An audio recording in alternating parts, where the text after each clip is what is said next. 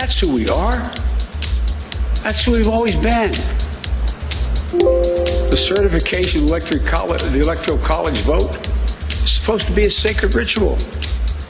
We affirm, the purpose is to affirm the majesty of American democracy.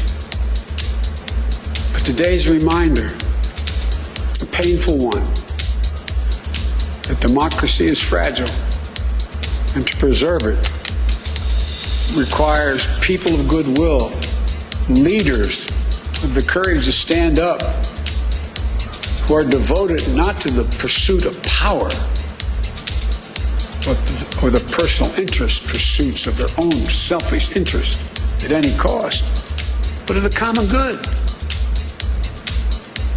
Think what our children watching television is thinking. Think what the rest of the world is looking at. For nearly 2.5 centuries, we, the people, in search of a more perfect union, have kept our eyes on that common good.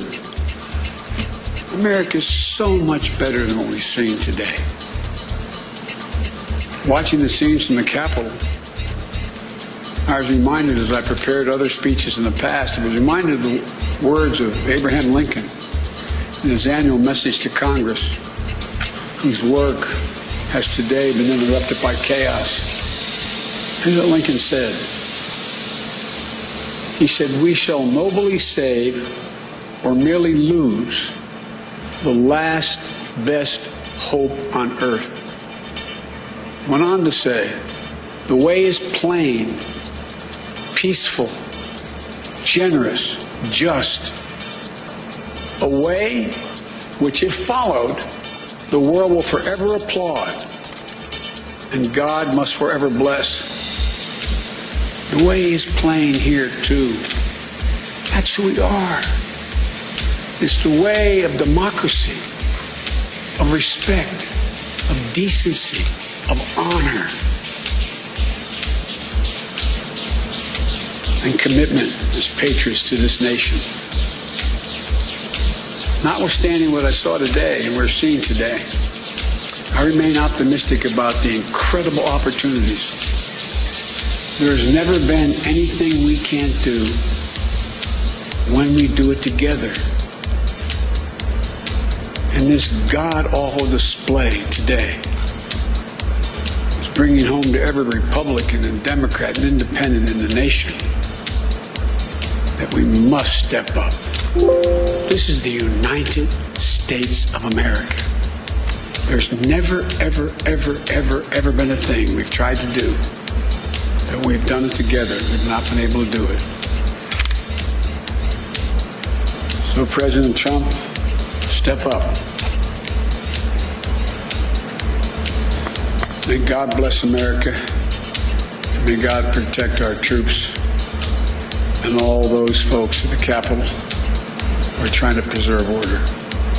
Thank you, and I'm sorry to have kept you waiting. We've seen today President-elect Joe Biden calling on President Trump to step up, calling what's happening at the Capitol right now a democracy under assault, and calling on the president to go on national TV to call for an end of the violence we've seen in and outside the U.S. Capitol tonight. An extraordinary moment. Joe Biden actually making a few comments. Okay, as he departs the stage, enough is enough is enough. Joe Biden, who has at times during this period leading up to his inauguration played the de facto healer in chief, once again taking that role under circumstances that probably even he couldn't have imagined. What we're seeing today, supporters of the president who have stormed the U.S. Capitol, who have desecrated parts of the Capitol. We've seen it in a series of photos. Just before we went to the president-elect, we should note some other major news taking place, somewhat related to all this. NBC News now projecting that Jon Ossoff, the Democrat, will win the Senate runoff in the state of Georgia. And that leads to the projection that Democrats will regain control of the U.S. Senate. It'll be a 50-50 split. Vice President Kamala Harris, Vice President-elect, as Vice President, will have the tie-breaking vote. So that just breaking here a few moments ago before we went to Joe Biden. Let's go back to Hallie Jackson right now, who can give us some more insight as to what is happening there in Washington as the light begins to dim.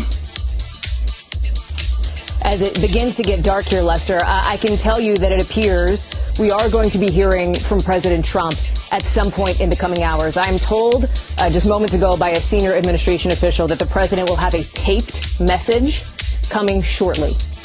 Presumably, of course, one would imagine, to address the chaotic, difficult, mob-like scene that we have seen at the Capitol, outside and inside, as we're playing now some of that video from earlier of the protesters storming the steps. We still do not know. I have no clarity on remarks, for example, the content of those, what specifically the president might say. But you have to remember, he has had people close to him, people who are his Republican allies, publicly now call on him to do something. Not just Joe Biden, right? Not just what we heard from the president-elect, who is ending his remarks and very clearly saying, time to step up, President Trump. It appears we will hear something from the president. Of course, Lester, this could go in various directions, right? Presumably, you have to think that the president will, in fact, call on these now rioters to stop, to abandon this so-called mission, to turn around and to leave, particularly now as we are coming within just, an hour and 45 minutes of this curfew happening. So that's one piece of it. But Lester, this is also a president who, over the last 2 weeks, it can be said, fairly and objectively, has worked to spread misinformation repeatedly about the election's results, repeatedly calling on his own vice president to try to, in my words here, mess with the results of this electoral college vote count. The vice president does not have the authority to do that. The president has repeatedly insisted he has won states, specifically, for example, Georgia, that he did not win in this election. The president has repeatedly insisted that he is, in fact, the person who should legitimately be inaugurated, take office, continue to keep office after January 20th. That is not accurate. That's not true. That's not correct. That's not what's happening. The president may have a platform here with the world watching him to continue to make those false and misleading and inaccurate and troubling claims. We talk about the world watching, Lester. I have to tell you, Boris Johnson, the Prime Minister of the UK, is reacting to this as well, calling what you're seeing on the screen now disgraceful scenes in the United States. He's continuing that the U.S. stands for democracy around the world. It is now vital that there should be a peaceful and orderly transfer of power. You now have international allies of the president calling on the president to give up the fight, basically, to give up the game, to say that it is over. And Lester, I think that is perhaps the only thing that is going to get these people out of the Capitol. And I have to tell you, I'm not even sure that is 100% going to do it here. Time is of the essence, and so we will, of course, be watching to see when that message, again, as I'm being told by a source familiar with that message, will be taped and will be coming out soon, Lester.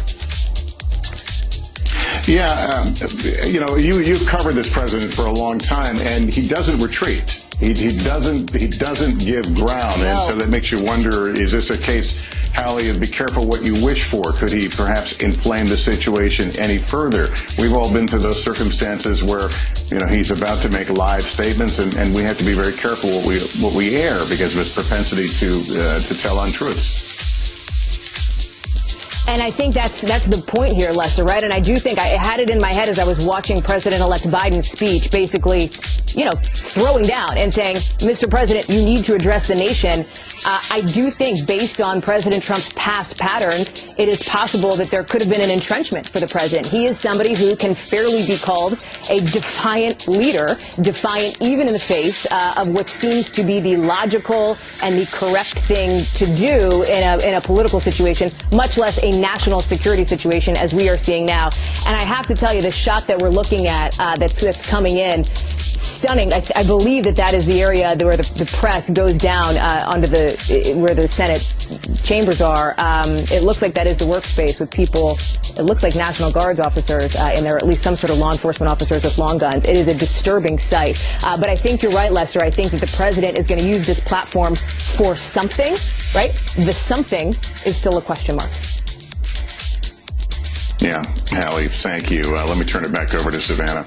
Let's bring everybody up to date. It's 20 minutes after 4 o'clock here on the East Coast, and what you're witnessing is, I think, fair to say, unprecedented. Throngs of protesters turned mob coming and breaching the United States Capitol at the very moment it was performing a sacred constitutional duty, certifying the Electoral College in order to implement the peaceful transfer of power in our democracy. We've just heard from the Vice President, former Vice President Joe Biden, President-elect, who will take office in 2 weeks. He said democracy is fragile. And we're seeing that today. And he called directly on President Trump to get on camera, to get on television, and ask his supporters to call it off, to stop, to give up the game, and to retreat peacefully from the Capitol. As a law enforcement matter, we have not seen the Capitol Police or any of the other law enforcement agencies who have been called in to assist them come in an aggressive way trying to clear these protests. Whether they should or shouldn't is probably something that is a matter of debate right now. As we speak, members of the Senate and House there in Washington have been told to shelter in place wherever they are, whether it be their offices or in the matter of those who were on the Senate floor or on the House floor when this took place, when those demonstrators breached the Capitol, were taken to a secure location, which we cannot reveal.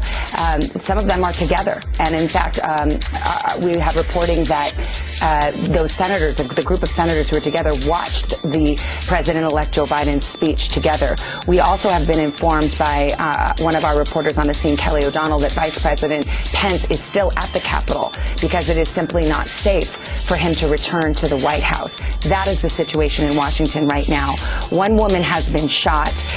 It appears to be a protester. That the shot reportedly was from law enforcement. She has been taken to the hospital. We don't have an update on her condition, and that will bring you up to date. Also, an IED, that's an improvised explosive device, according to NBC News, was recovered on the Capitol grounds. Let me get to Congresswoman Liz Cheney, Republican from Wyoming. Congresswoman, you, of course, were an outspoken opponent of the tactics that we saw in terms of the politics, whether the Electoral College vote should be objected to. So you were one who said it's time now, the election is over, and it's time to perform our constitutional duty. So just so we know where you stand on this. But let's just get to what happened today. Where were you? What did you see? And how are you?